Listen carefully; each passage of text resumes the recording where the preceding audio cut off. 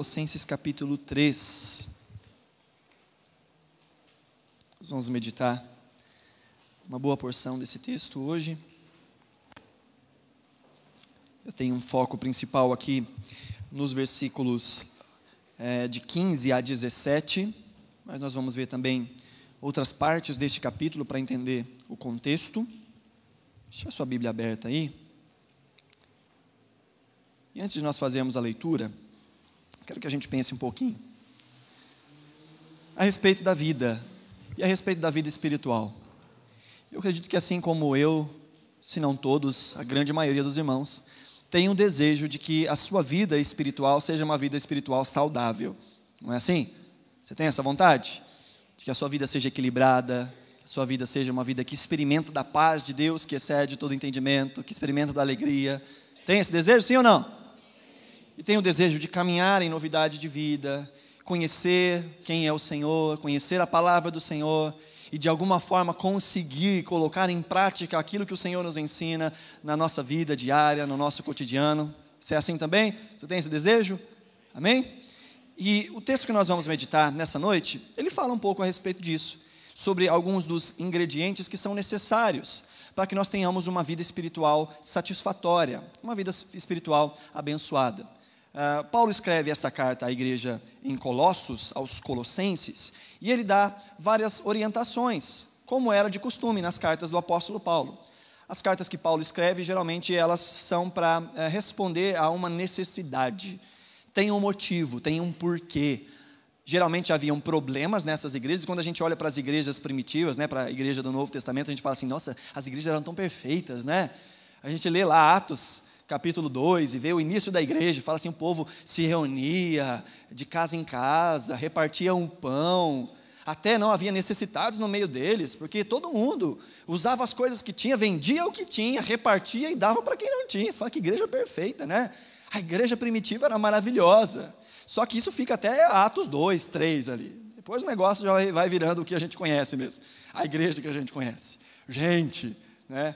Havia ali a descida do Espírito Santo, algo tão notório, que tinha acabado de acontecer. Eles estão experimentando ali uma grande efusão do Espírito Santo, então é tudo novidade, e há um grande impacto, e há uma grande transformação. O que acontece também nas nossas vidas, né? Quando a gente tem um encontro com a graça do Senhor, e a gente abre o coração, e a gente começa a caminhar em novidade de vida, e alguns ficam até fominhas, eles participam de tudo que podem, porque eles querem estar ali, aproveitando da graça do Senhor, aprendendo da graça do Senhor, porque estão ali naquele fôlego, mas é só dar um pouco de tempo, que o nosso coração vai se esfriando, se acomodando, se acalmando. Isso não era diferente nas igrejas às quais Paulo escrevia.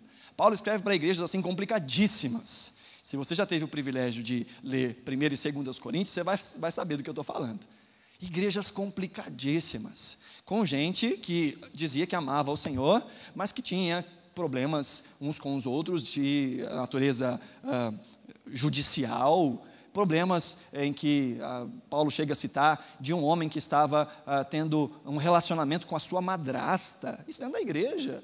E Paulo fala sobre egoísmo, Paulo fala sobre brigas, gente se achando superior aos outros, porque achava que tinha um dom espiritual maior que o dom dos outros, e dando mais valor a alguns dons do que valor a outros dons, e batia no peito e achava mais espiritual. Essa bagunça, queridos, não é de agora não, sempre aconteceu.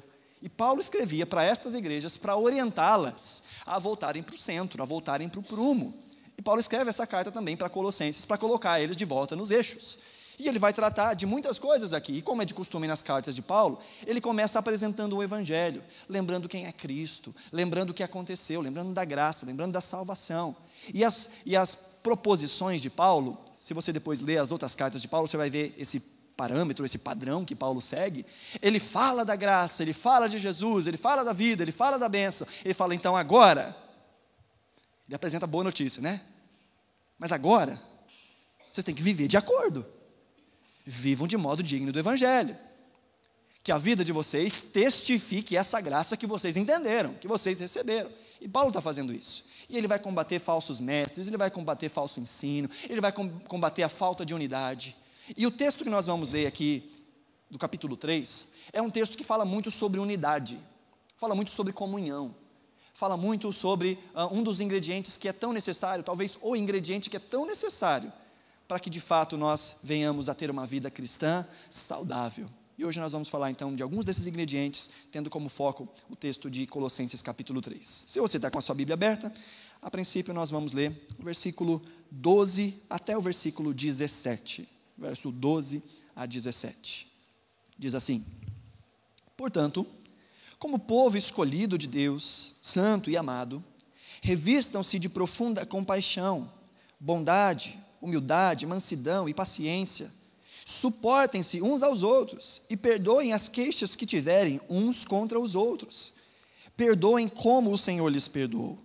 Acima de tudo, porém, revistam-se do amor, que é o elo perfeito. Que a paz de Cristo seja o juiz em seu coração, visto que vocês foram chamados para viverem em paz, como membros de um só corpo, e sejam agradecidos. Habite ricamente em vocês a palavra de Cristo.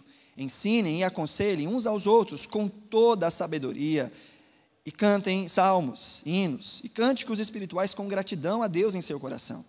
Tudo o que fizerem, seja em palavra ou em ação, façam-no em nome do Senhor Jesus, dando por meio dele graças a Deus, Pai. Amém? Vamos orar? Estamos diante da Tua palavra, Senhor.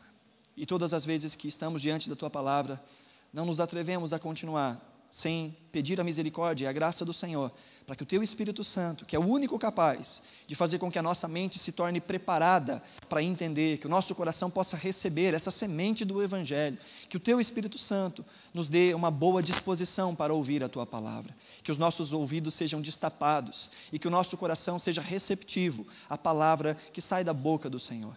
Que o Senhor aplique a Tua palavra aos nossos corações, para que sejamos por ela moldados, transformados, impactados para a glória do Teu nome, em nome de Jesus. Amém? Amém.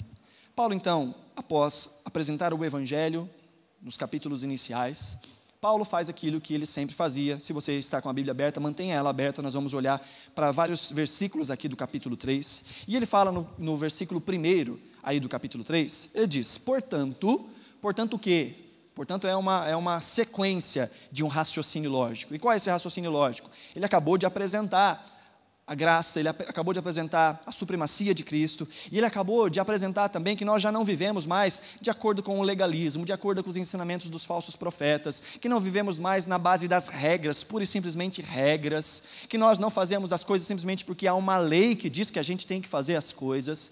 Ele diz: então, portanto, à luz disso tudo, então quer dizer que a gente vai ficar agora sem nenhum tipo de lei, né? Sem nenhum tipo de regra. Se nós não vivemos mais de acordo com a lei, então já não tem mais padrões, a gente vive do jeito que quiser. Ele fala: não, de forma alguma.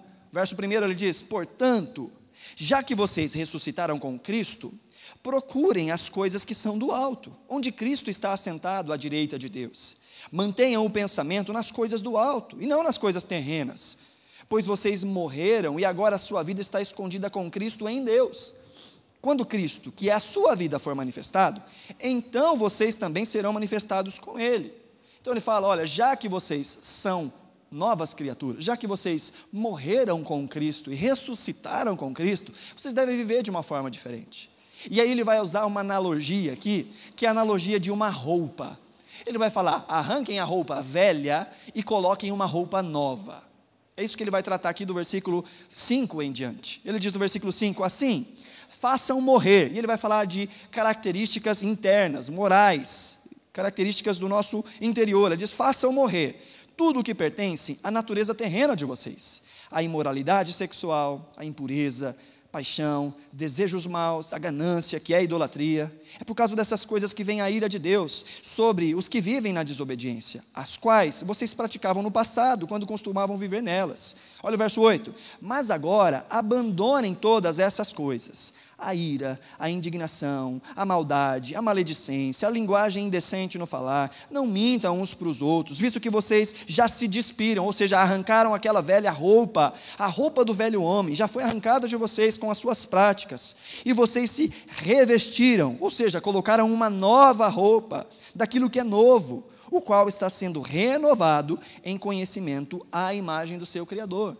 Paulo diz, olha, vocês são novas criaturas, vocês nasceram de novo, por isso arranquem a roupa velha, tirem os velhos hábitos, se desfaçam daquilo que faz parte da velha natureza, aquela velha natureza enganosa, aquela velha natureza que era imoral, e ele fala de uma série Paulo gosta das listas, né? E ele põe uma listinha aqui que acaba pegando todo mundo em algum ponto. Ele fala de imoralidade sexual, ele fala de impureza. Impureza pode falar de mente, pode falar de boca, pode falar de coração, pode falar de ter atitudes impuras, atitudes que não são atitudes corretas. Isso é impureza. Ele fala sobre paixão e paixões que são na contramão da vontade de Deus, ou que nós somos mais guiados pelas nossas paixões, pelos nossos apetites. Ao invés de darmos ouvidos para Deus, damos ouvido para nosso desejo, a nossa vontade. Paulo diz, deixa isso de lado, essas paixões, os desejos maus, a ganância. Ele dá uma série de instruções aqui, que em algum ponto a gente se encaixa. Ele fala, deixa essas coisas de lado. Porque vocês agora estão numa nova vida e foram chamados a se revestirem de uma nova roupa. É o Colossians Fest Week. É o desfile de modas dos colossenses. É uma nova forma de vestir. É a nova tendência do cristão. Arranque fora esses trapos antigos e coloque em roupas novas. É uma analogia que Paulo vai fazer. E é interessante, essa analogia me lembra... talvez você já tenha tido, em algum momento da vida, sabe aquela roupinha velha? Sabe? Bem velhinha, surrada, que é tão confortável, é tão gostosa. Sabe aquele pijama? Ou aquela camiseta do político, que já perdeu até a cor, está transparente, mas parece que ela fica tão gostosinha no corpo. Às vezes a gente vai arrumando umas roupas dessas, e essas roupas, inclusive, a gente quer sair para a rua com essas roupas. Aí se você é casado, a sua mulher levanta os cabelos, não, que negócio é esse? Se você mora com os papais e as mamães, com o papai e a mamãe ainda, não, que é isso? O que vão pensar de mim? Vai que você é um estrambelhado, mas é tão confortável, é tão gostosinho. Paulo está falando, olha, essa roupa velha, que parece confortável e gostosinha, já deu, está velha, já não serve mais, já não presta. Joga fora essa velha roupa e coloque uma roupa nova. E ele fala então qual é essa roupa nova. Ele vai falar para nós nos vestirmos de uma nova roupa. Ele fala no versículo 10, revistam-se daquilo que é novo, o qual está sendo renovado em conhecimento à imagem do seu Criador. E é interessante que quando ele está falando dessas roupas, ele está falando agora num ambiente relacional.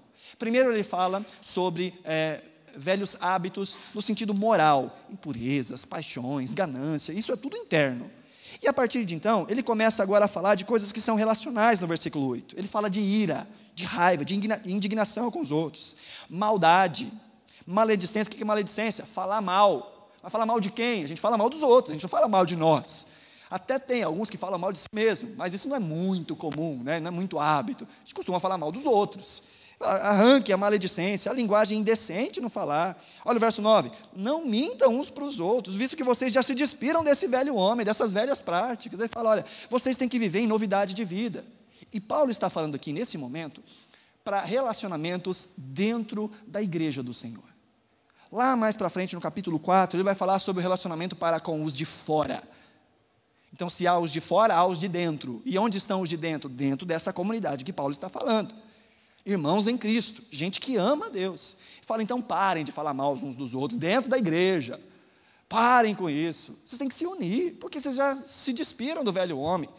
Ele fala sobre esse aspecto da unidade. Ele vai reforçar essa ideia da unidade no versículo 11. Se você ainda está com a Bíblia aberta, diz assim, nessa nova vida, essa nova vida que vocês receberam, já não existe diferença entre grego, judeu, circunciso, incircunciso, bárbaro, cita, escravo, livre, mas Cristo é tudo e está em todos.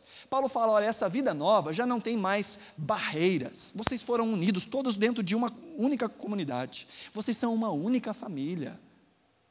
Eles vivem em um momento da história onde havia muita segregação, muitas repartições. Para o judeu havia só dois tipos de gente, judeu e não judeu. Para os gregos, haviam só dois tipos de gente. Quem falava grego e quem falava bar. A quem eles chamavam de bárbaros. Isso não é nem língua. Eles nem falam. Para os judeus era circunciso, povo da lei, circunciso, gente que não é da lei.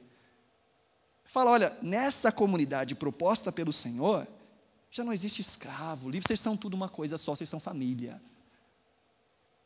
Não tem ninguém que pode dizer eu sou melhor que o outro, eu sou pior que o outro, vocês são uma coisa só, vocês são família.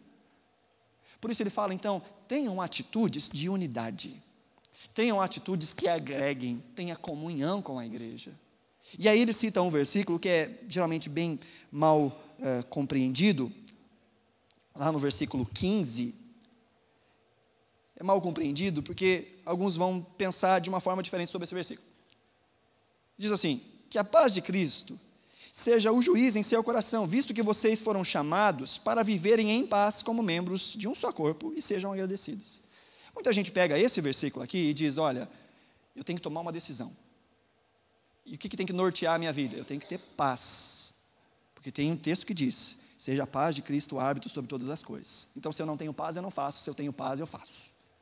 E embora a Bíblia dê suporte, até certo ponto, para esse tipo de ideia, quando diz que a Bíblia, que o Espírito Santo testifica em nosso coração, que o Espírito Santo nos convence daquilo que é errado, do pecado, da justiça, do juízo, que o Espírito Santo nos orienta, nos alerta, ele nos conduz, ele nos faz lembrar as coisas. O Espírito Santo promove, sim, uma paz interior diante de decisões que são decisões acertadas com a palavra de Deus. Mas esse não é o versículo que a gente pode basear isso, porque esse versículo não está falando disso. Quando a Bíblia fala sobre paz, ela fala de paz em dois sentidos, ou um ou outro, ou os dois ao mesmo tempo. Um é a paz subjetiva, a paz chamada de paz interior, é aquele sentimentozinho de que está tudo bem, é o coração sem turbulências, sem tribulação. Esse é um aspecto da paz. Quando Paulo fala em Filipenses capítulo 4, que a paz de Deus, que excede todo entendimento, guardará o vosso coração e a vossa mente em Cristo Jesus, é dessa paz que ele está falando, de uma paz interior, de uma posição de coração entregue diante de Deus e tranquilo. Mas em outros momentos, a palavra paz fala de o contrário de guerra, a ausência de guerra. Por exemplo, em Romanos fala que agora, em Cristo Jesus, porque nós somos justificados, temos paz com Deus. Não é paz de Deus, é paz com Deus, ou seja, nós estamos mais em guerra com Deus. Nós éramos inimigos de Deus, e agora por causa de Cristo nós estamos em paz com Deus, já não há mais guerra. E quando nós olhamos para esse texto, algumas pessoas vão pensar que essa paz de Cristo que o texto está falando, é essa paz, ausência de turbulências internas, mas não é dessa paz que o texto está falando. Ela está falando da paz, ausência de guerra. A ausência de guerra é entre irmãos.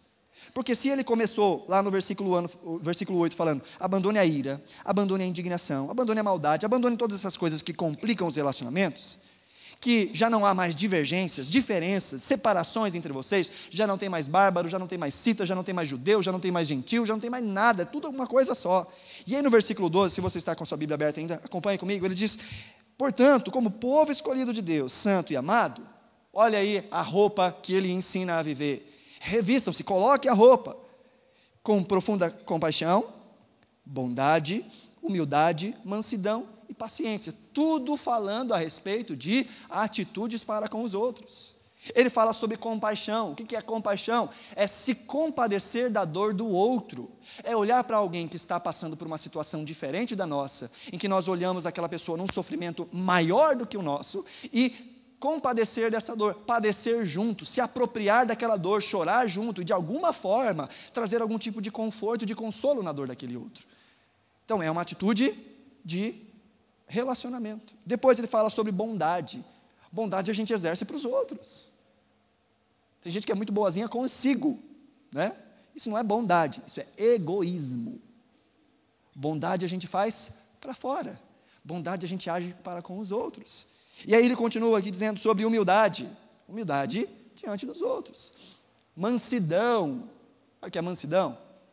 É a capacidade do outro pisar por querer no seu dedinho encravado e ainda assim você de coração abençoá-lo em nome de Jesus.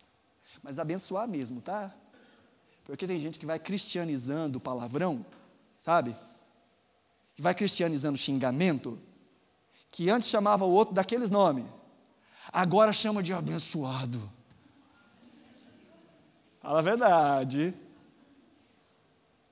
Faz um negócio, ô abençoado. Você quer pensar é outra coisa, mas ô abençoado. Tenta cristianizar a ira. Mas isso é outra história. A mansidão, segure-se. E aí depois ele fala, além da mansidão, paciência. E há duas palavras no grego usadas na Bíblia para paciência. Uma fala de paciências com circunstâncias, com coisas, e outra fala de paciência com pessoas. Que palavra você acha que Paulo está usando aqui? Paciência com gente. Tem gente que tenta, né? Tem gente que exercita a nossa paciência, fala a verdade.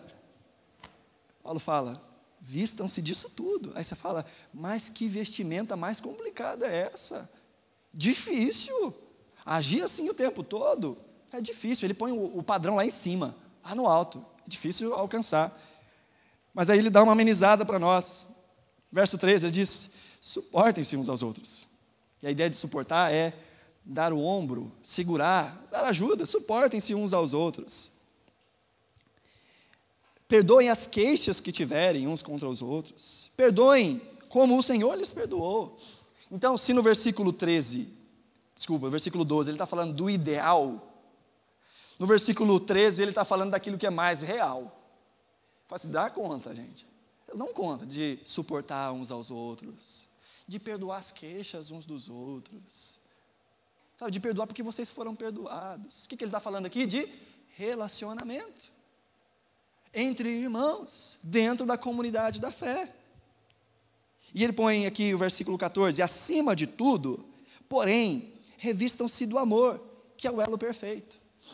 Alguns estudiosos vão dizer que essa ideia de acima de tudo, por o amor, dentro dessa analogia de roupa, é como se essa roupa, que é composta de 5 partes, você pudesse dizer, essa aqui é a manga, essa aqui é a gola, mas a roupa inteira é o amor.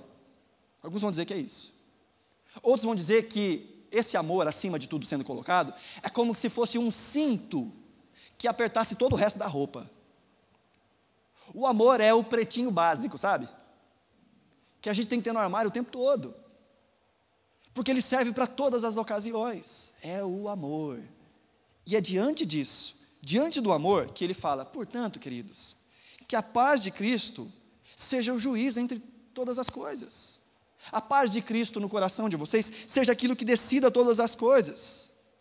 Ou seja, na hora de decidir, que vocês decidam pela paz.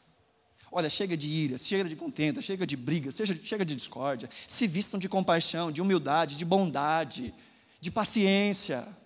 Parem com as brigas. E na hora que tiverem que decidir, decidam pela paz entre vocês. A paz de Cristo.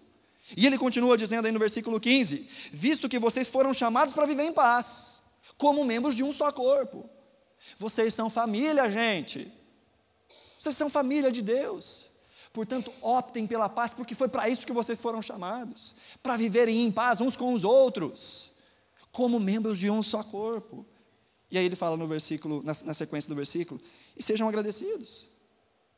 Queridos, o primeiro ingrediente para uma vida cristã saudável é a comunhão, é andarmos juntos.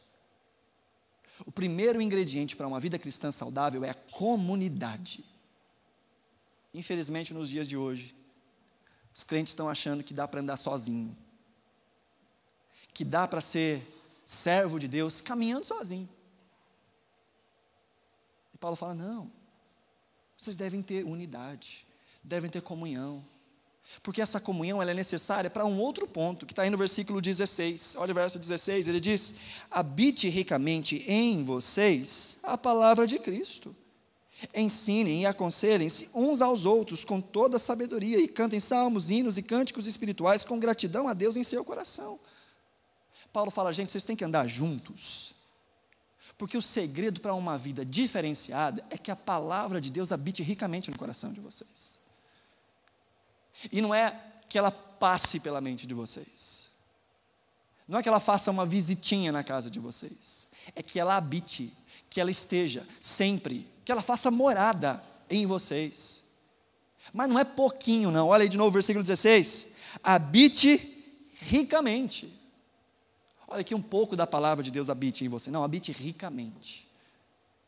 Porque como é que eu vou viver para a glória de Deus se eu não conheço qual é a glória de Deus? Como é que eu vou amar a Deus acima de todas as coisas se eu não sei como é que se ama a Deus? Porque no final das contas a gente vive num mundo tão subjetivista que pega palavras e atribui a elas os seus próprios sentidos. Que vão dizer, olha, eu amo a Deus.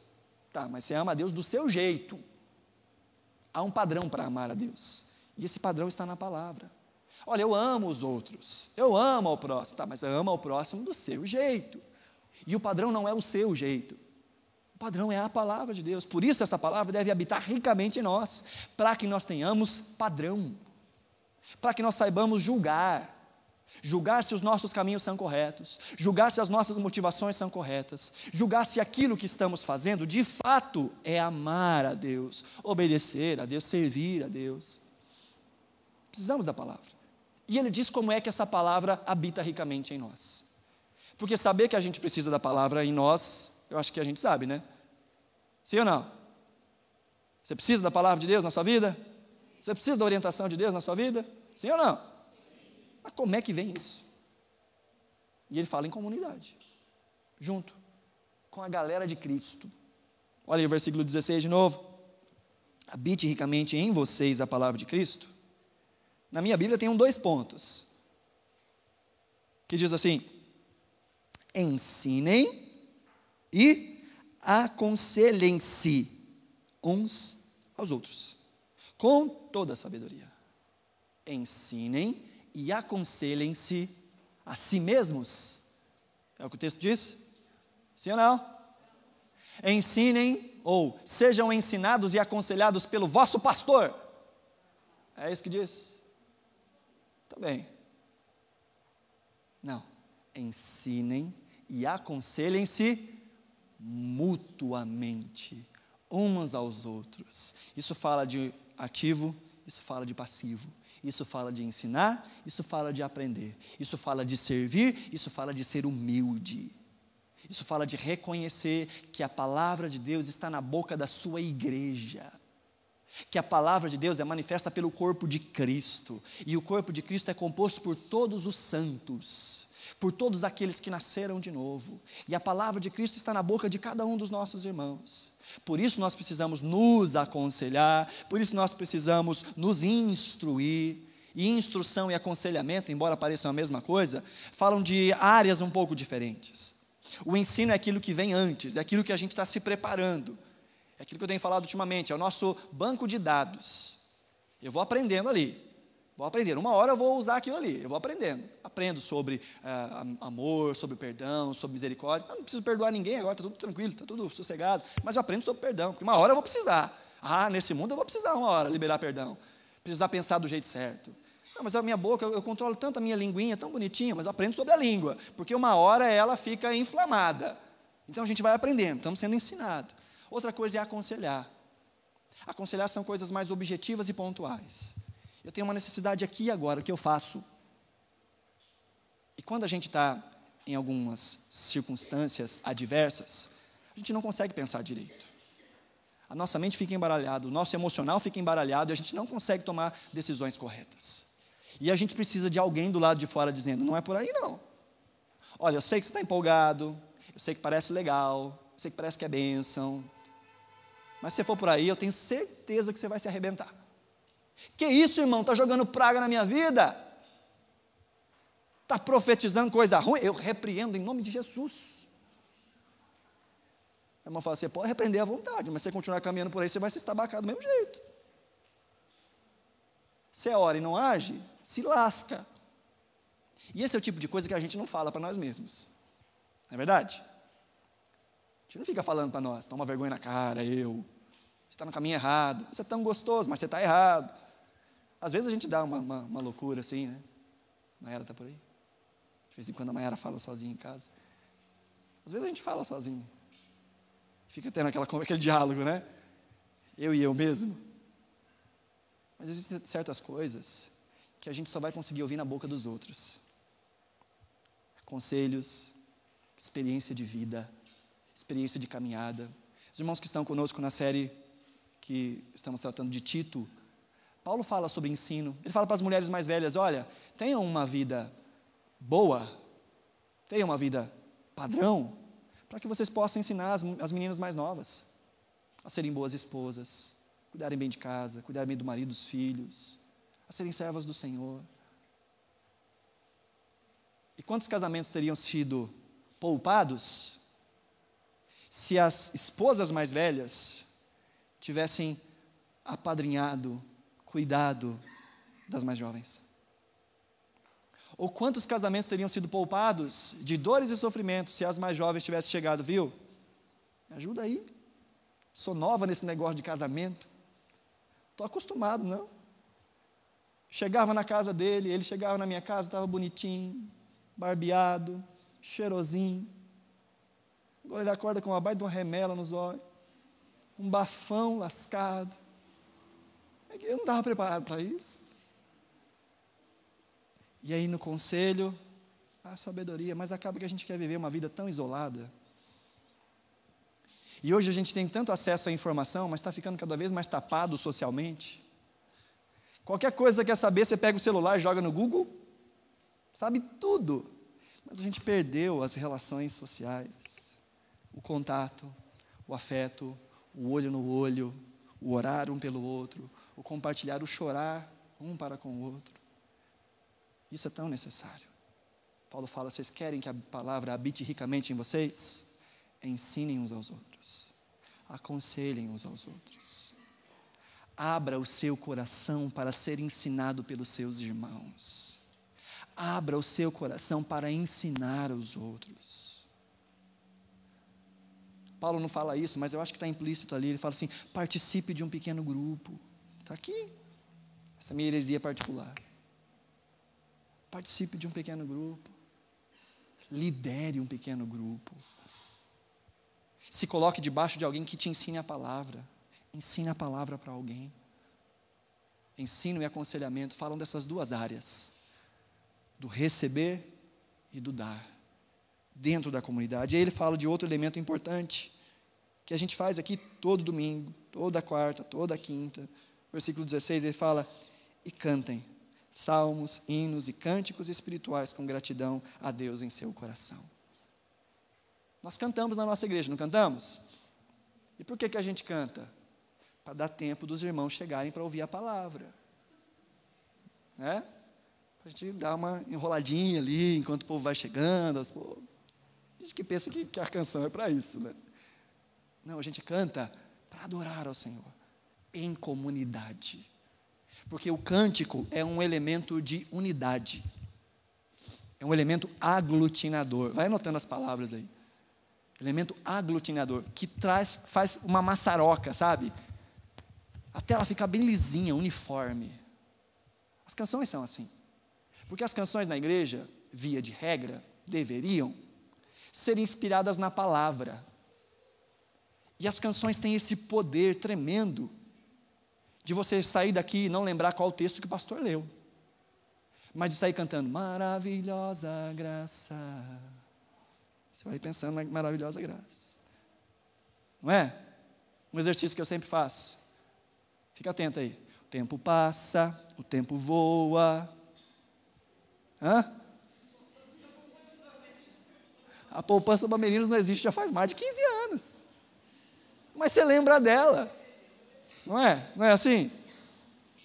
Alguém sabe fazer um Big Mac? 2 hambúrgueres, alface, queijo, molho especial, cebola, picles, num pão com gergelim. A música faz a gente guardar até coisa inútil. A receita do choquito, leite condensado, caramelizado, com flocos crocantes, recoberto com delicioso chocolate Nestlé. Não é assim? A música fica lá. Ela tem esse poder de nos fazer lembrar, mas ela tem um outro poder. Quando a gente canta em comunidade, falei isso lá em Planalto hoje de manhã, de preferência, geralmente, a gente canta junto. Todo mundo no mesmo tempo, não é? Sempre tem um ou outro que escapa um pouquinho ali, né? Cada um vai para um lado e canta num tempo, fica horrível. Mas quando a gente canta junto, a gente tem que cantar junto. De preferência no mesmo tom. Não é assim? Batendo palma. Aí quando alguém sai fora, opa, estou ouvindo, está fora. Por quê? Porque não está junto. A música na igreja tem esse elemento aglutinador, de nós cantarmos as maravilhas do Senhor, de nós cantarmos a glória do Senhor como família. Às vezes você está acabadinho, triste, aconteceu alguma coisa durante a sua semana, e vem uma música de alegria, você fala assim, eu estou tão acabado, tão... E você ouve aquela música e fala assim, mas eu vou cantar com a minha família, eu vou celebrar as alegrias dos meus irmãos, eu vou celebrar as alegrias que acontecem dentro de mim, aquilo que eu já experimentei do Senhor. E você canta, te agradeço por me libertar e salvar, por ter morrido em meu lugar, te agradeço. E o seu coração vai se enchendo mais uma vez de paixão pelo Senhor. Você confessa os seus pecados enquanto você canta. Você clama, Deus, sara essa nação. Ouve, ó Deus, nossa oração, Altíssimo, sara essa nação. Precisamos tanto que o Senhor sare a nossa nação. E juntos como igreja fazemos isso quando cantamos. A palavra deve habitar ricamente em nós. E ela habita ricamente em nós através da comunidade, quando estamos unidos. E por último, verso 17 diz, tudo o que fizer, seja em palavra ou seja em ação, façam em nome do Senhor Jesus, dando por meio dele graças ao Deus Pai. Fazer as coisas em nome de Jesus não é simplesmente citar o nome de Jesus nas coisas que a gente faz. Fazer em nome de Jesus é representar a Jesus em tudo que a gente faz. É sermos um bom referencial. Às vezes tem lá na casa do indivíduo o quadrinho escrito, eu e minha casa servimos ao Senhor. Só que acontece de tudo dentro da casa, menos servir ao Senhor. Meu carro, propriedade exclusiva de Deus. Eu conduzo, mas Deus é o meu guia. E o carro vai para todo lugar, menos para o lugar que agrada ao Senhor. Se embrenha no meio dos matos da vida, mas aí está uma chuvinha, lavei o carro, acho que vou na igreja hoje não. Tem gasolina para ir na igreja hoje não. Dá não. Mas não é de Jesus o carro? Alguém está precisando? Não, o meu carro não dá. Se levar alguém no hospital? Não, eu não consigo, não dá. Precisa trazer alguém para a igreja, às vezes passa na rua de um irmão, ele vem a pé, do outro lado da cidade para chegar aqui, passa com o carro sozinho, na frente da casa do irmão, às vezes dá até a buzinadinha, a gente se vê na igreja, Deus abençoe. Peraí, gente, o que é fazer tudo em palavras, em atitude, em nome de Jesus? É fazer tudo o que Jesus faria se estivesse ocupando aquele exato lugar em que a gente está. Eu como patrão, como é que Jesus seria patrão? Será que Jesus atrasaria os pagamentos dos funcionários para poder pegar o seu primeiro? Eu como empregado, como é que eu devo trabalhar como empregado? Será que Jesus chegaria tarde, dando uns migué de vez em quando por aí? Será que Jesus inventaria umas desculpinhas para poder sair mais cedo, para poder assistir o jogo do Vasco? Será que Jesus daria aqueles tomé, sabe os tomézinhos? De ir no banheiro, gastar uns 15 minutinhos ali, dar uma descansada, dar uma dormidinha, porque a gente está cansado, né? Será que ele faria tudo da melhor forma? Seria o melhor funcionário? Seria o melhor patrão? Seria o melhor aluno? Seria o melhor filho? Seria o melhor pai? Tudo o que fizermos em palavra e em atitude, que seja em nome do Senhor, representando bem ao Senhor. Tem muita gente que diz aí fora, eu sou crente, eu sou cristão. Aí falta alguém com coragem de dizer, você acha que é? Eu não vejo isso não. Eu amo a Deus. Não, você acha que ama, que a sua vida não fala disso não. Tito capítulo 1, verso 16, Paulo fala, esses daí acham que servem a Deus, mas com seus atos o negam. Feio isso, né? Agir para a glória de Deus. Mas como é que isso acontece, queridos? Se a palavra de Deus habitar ricamente em nós. Mas como é que a palavra de Deus habita ricamente em nós? Em comunidade, amando uns aos outros, cuidando uns dos outros. Você tem duas opções aqui. Duas. Estar ou pertencer. Você pode estar aqui, vir, vez após outra, e nunca fazer parte. Nunca se conectar, sabe? Nunca se entregar. Nunca se entregar aos irmãos, nunca se entregar à obra de Deus, nunca confiar em ninguém, você pode fazer isso, é opção sua. Tratar a igreja como a gente trata um teatro, um cinema, um circo, em que senta todo mundo um do lado do outro, fica olhando o palhaço, não, fica olhando, esperando o espetáculo acontecer, e quando acaba não vê a hora de cair fora, e não conecta, e não fala, e não conversa. Você tem essa opção. Vai aproveitar? Pouco, muito pouco. Ou você tem a opção de pertencer. Se esforçar para chegar um pouquinho mais cedo, para ter um bate-papo com os irmãos. Se esforçar para ficar um pouquinho até mais tarde, que tem um cafezão 0800 lá. O pessoal prepara com tanto amor, com tanto carinho, mas não é para você encher a barriga. Não é para jantar. Aquilo é só uma desculpa. Porque às vezes a gente vai conversar com alguém que a gente não conhece e a gente não sabe nem onde põe a mão, né? Ali estamos te dando um copo para você segurar. Conversa com a pessoa, comunica, se apresenta, diga o seu nome. Queridos, às vezes a gente entra aqui, sai daqui e não lembra o nome da pessoa que está sentada do nosso lado. Você sabe o nome da pessoa que está aí com você? Do seu lado?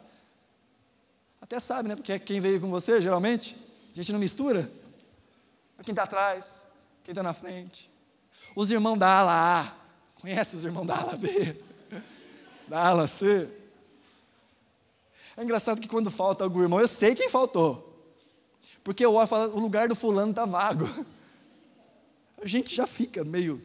E a gente vai se unindo por tribos, assim, não tem nada de errado isso. A gente acaba se unindo com pessoas de afinidade.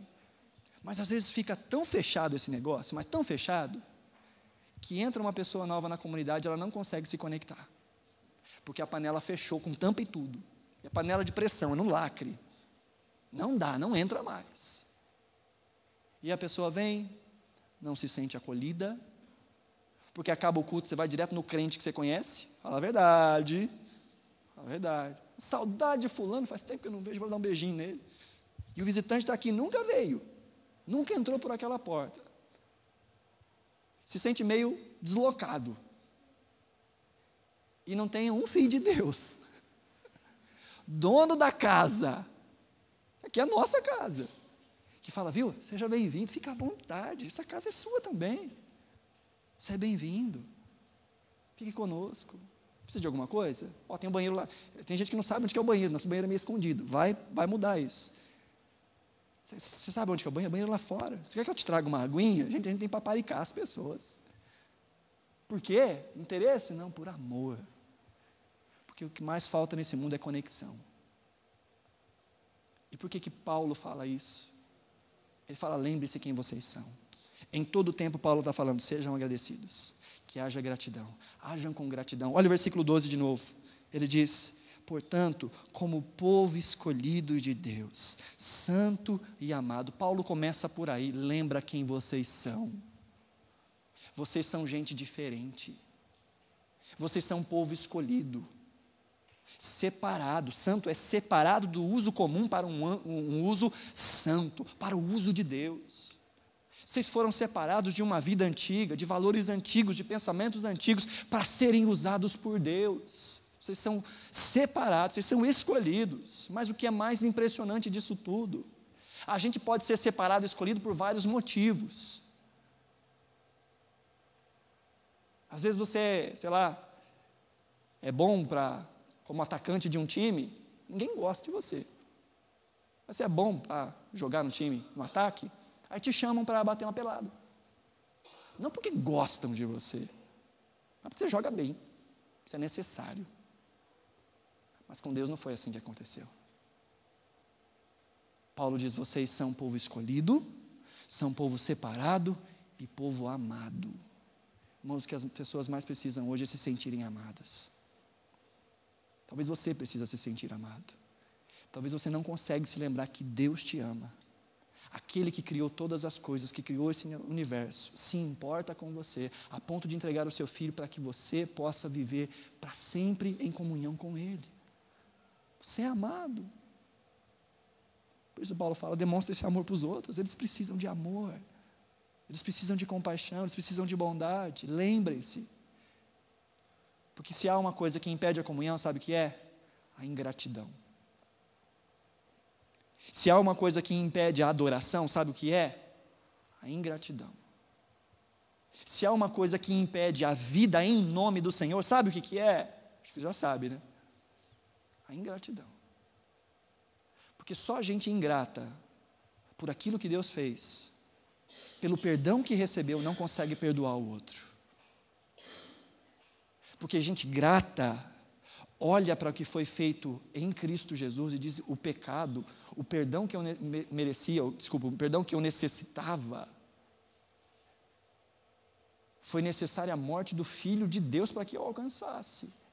E eu fui perdoado. Será que há alguém que faça algo contra mim que não merece o meu perdão?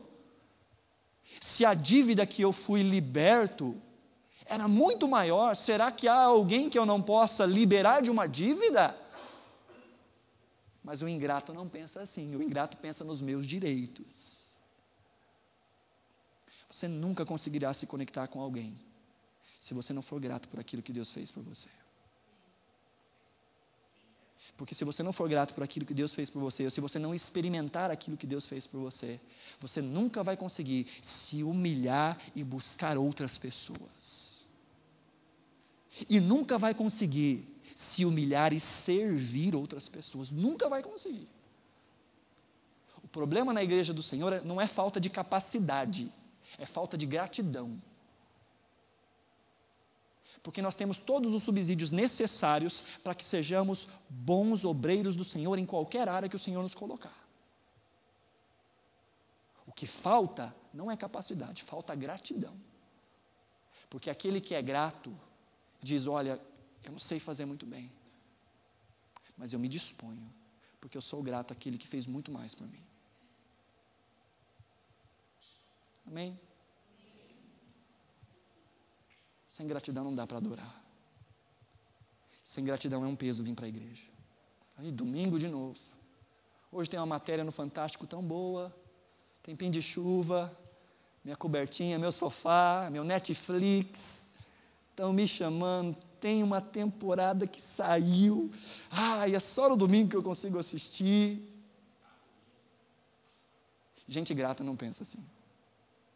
Gente grata lembra do que foi feito e diz: eu não tenho outro lugar para estar, senão adorando ao meu Senhor.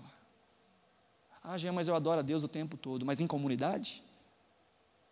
Separando o tempo, separando 1 hora da sua semana, que parece tão...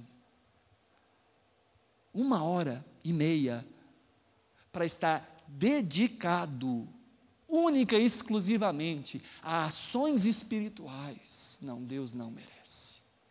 E aí a gente vai cantar umas coisas que é loucura, gente.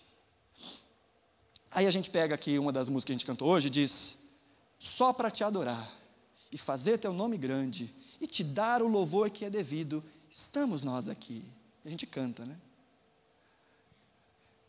E te dar o louvor que é devido. Meu Deus, isso que você deu, Senhor. Se a gente entendesse o que a gente está cantando, se a gente fosse grato, a gente ia abrir a boca, sabe? E se importar com quem está do lado, não, Senhor, só para te adorar que eu estou aqui. Senhor, eu esperei a semana inteira para me juntar com os meus irmãos e prestar ao Senhor o meu culto de adoração, porque eu lembro o que foi feito por mim, eu sou grato ao Senhor. Mas você não vai conseguir adorar, não vai conseguir encontrar prazer nas coisas do Senhor, não vai conseguir encontrar prazer na casa do Senhor com os seus irmãos, se você não aprender a gratidão. Ingratos não adoram. E ingratos não vivem. Só alguém grato pode viver respeitando, honrando a memória, o nome daquele que recebeu todas as coisas. Às vezes a gente pensa em gratidão, e há alguns níveis de gratidão. Quando acabar aqui o culto, você vai lá tomar um cafezinho, aí você vai estar lá na fila do café, esperando. Às vezes tem um irmãozinho que vai ser bondoso, vai encher o copinho de café e vai alcançar para você. E você vai dizer: obrigado. E vira as costas e vai embora. Agora é diferente. Quando você tem uma dívida que você não consegue pagar, e alguém chega diante de você e diz: fica tranquilo, eu cubro. Mas eu não tenho como te pagar. Não se preocupa com isso. Vamos resolver o seu problema. Você não vai dizer, valeu, e ir embora. Imagine o que foi feito por você em Cristo Jesus. E às vezes a nossa gratidão para com Deus é a gratidão do cafezinho. É aquela gratidão que a gente olha para Deus e nem ora mais, só dá aquela piscadinha, tipo assim, ó, é nóis. Se a gente entendesse o preço que foi pago, se a gente entendesse o tamanho do pecado, se a gente entendesse o destino que tínhamos e o destino que temos, não falharíamos um segundo sem nos lembrar e agradecer do Senhor. Não faltaríamos uma reunião em que se estivesse falando do nome do Senhor na nossa igreja, na nossa família. Não falharíamos um momento, porque lembraríamos do que foi feito por nós. Que combustível não paga, que distância não paga, que tempo de chuva não paga, que visita não paga, porque nós estamos para adorar o Senhor. O tempo está virado para a chuva, não dá. Dá para trabalhar? Se fosse horário de trabalho e estivesse chovendo, dava para trabalhar?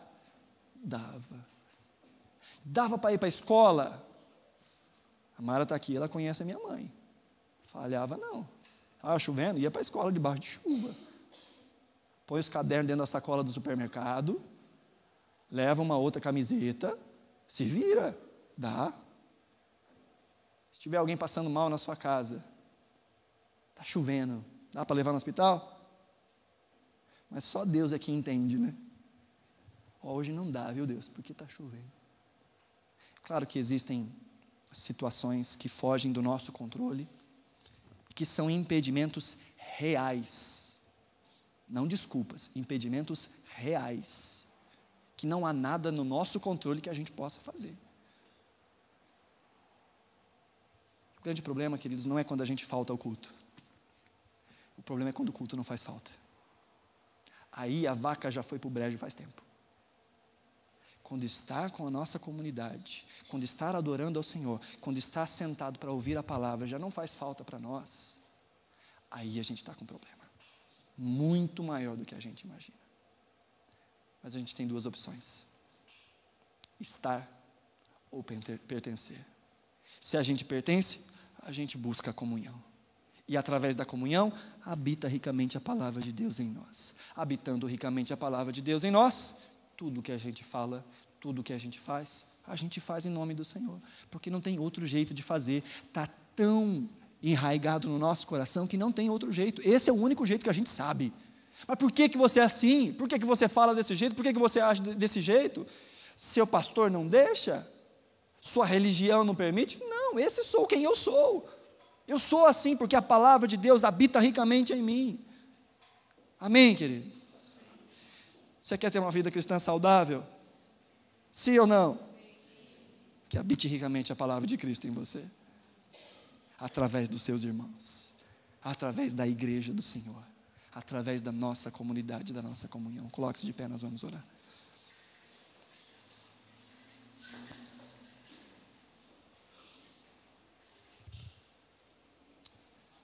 Feche os seus olhos. Há algum motivo para que você tenha gratidão no seu coração nessa noite? Nós cantamos hoje. Nós agradecemos por tudo que o Senhor tem feito, por tudo que Ele vai fazer. Nós dizemos, queremos o Teu nome engrandecer e agradecer por Tua obra nas nossas vidas. A gente agradece mesmo a obra do Senhor nas nossas vidas. Como? Com que intensidade? Valeu, Senhor, pelo cafezinho. Como nós agradecemos? Como agradecer por tanto amor com que o Senhor nos amou?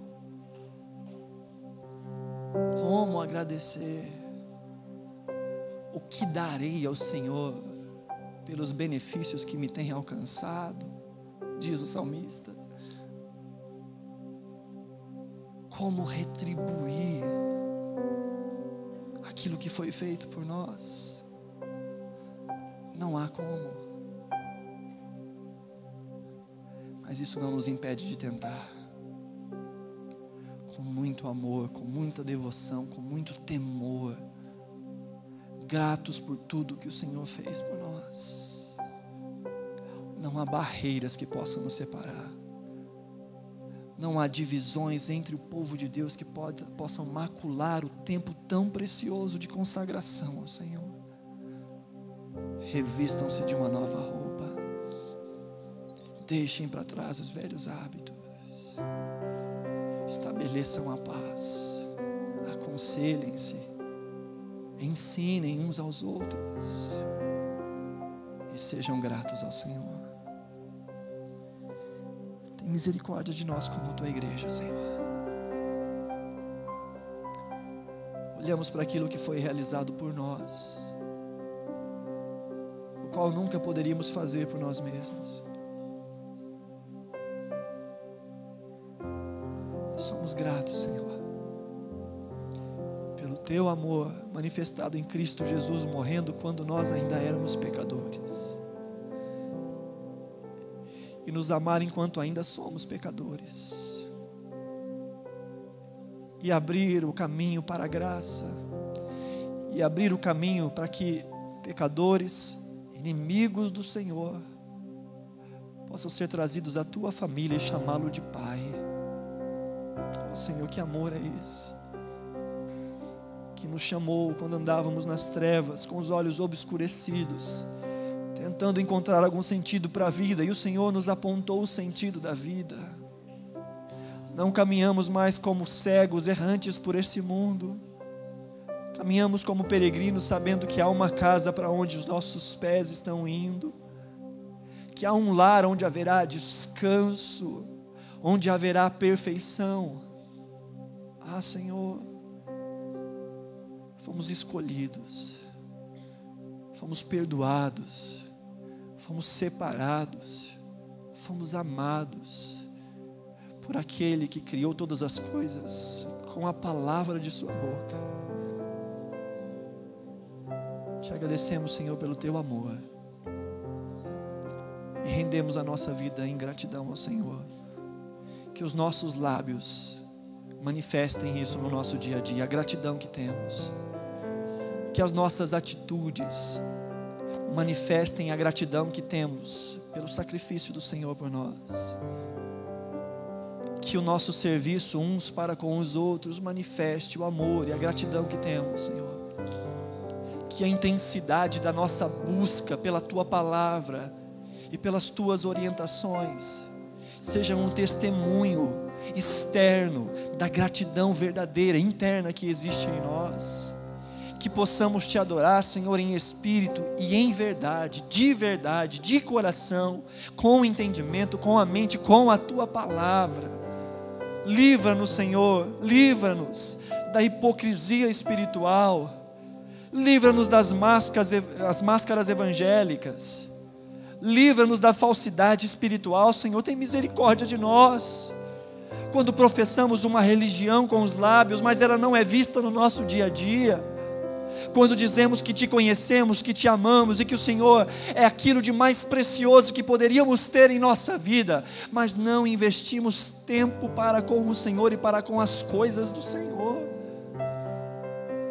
Tira a ingratidão do nosso coração, Senhor. Confronta a nossa ingratidão, para que voltemos a te adorar em espírito e de verdade. Que as nossas canções sejam verdadeiras. Que quando cantarmos que te agradecemos, que haja gratidão. Que quando olharmos para a tua graça e dissermos que ela é maravilhosa, que nos maravilhemos com a tua graça.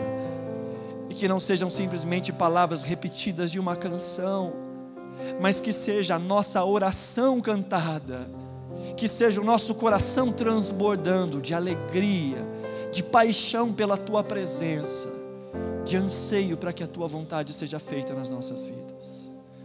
Eu abençoo a vida de cada um dos meus irmãos aqui nessa noite, Senhor. O Senhor conhece, o Senhor sabe os caminhos que eles têm traçado e as dores e as dificuldades que têm encontrado ao longo do caminho. O Senhor sabe que por vezes o inimigo tenta roubar a nossa visão de quem é o Senhor e tenta nos desviar tenta nos fazer perder o amor, a gratidão pela tua presença nas nossas vidas, nos faz até mesmo questionar o teu amor e a tua fidelidade. Eu te peço, Senhor, em nome de Jesus, convence-nos mais uma vez, lembra-nos mais uma vez daquilo que foi realizado, que não pode ser pagado com ouro, com prata, com nada. Lembra-nos, Senhor, para que o nosso coração alcance a solidez novamente de caminharmos de maneira diferenciada nesse mundo que jaz no maligno. Abençoa os teus filhos, Senhor. Restaura a fé, restaura a esperança, restaura o amor, restaura a caminhada. Se há alguém nessa noite, Senhor, no nosso meio, que se sente como alguém que transgrediu os teus caminhos, que abandonou a presença do Senhor e que andou errante por outros caminhos, e nessa noite, à luz deste entendimento, clama ao Senhor. Nós sabemos que o Senhor sempre nos recebe de volta, com expectativa, como aquele pai que espera o seu filho pródigo, e este filho vê ao longe o pai esperando, aguardando. Que estes teus filhos, Senhor, sejam recebidos de volta em amor, que não haja nenhum sentimento de condenação nos seus corações, que eles se lembrem que aquela promessa continua valendo, que o teu amor continua sendo derramado. Se há alguém no nosso meio, Senhor, que nunca experimentou desse amor, pela tua misericórdia e graça, abre os olhos, abre o coração, para que haja um clamor por esse amor. Se você nunca fez essa oração, apresente o seu coração diante do Senhor e diz: Senhor, eu reconheço nessa noite que eu preciso do Senhor para a minha vida, para orientar os meus passos, os meus caminhos. Eu não posso me salvar, salva-me, Senhor. Seja o Senhor o Salvador da minha vida, do seu jeito, à sua forma, mas que seja com sinceridade. Entregue o seu coração ao Senhor, renove os seus votos de aliança com o Senhor. Lembre-se do que foi feito. Que o Senhor te abençoe e te guarde, que o Senhor faça resplandecer o seu rosto sobre ti e te abençoe, que os teus caminhos sejam prósperos, à luz da revelação da vontade do Senhor. Que se houver na sua casa, na sua família, na sua vida algo que está bagunçado, que aquele que é capaz de trazer normalidade e sobrenaturalidade haja com transformação na sua casa, na sua família, na sua vida, na sua saúde, nos seus negócios, nas suas circunstâncias, para que você se lembre que Ele continua agindo, que Ele continua sendo bom na sua vida, na sua casa e na sua família. Que o Senhor guarde o seu coração.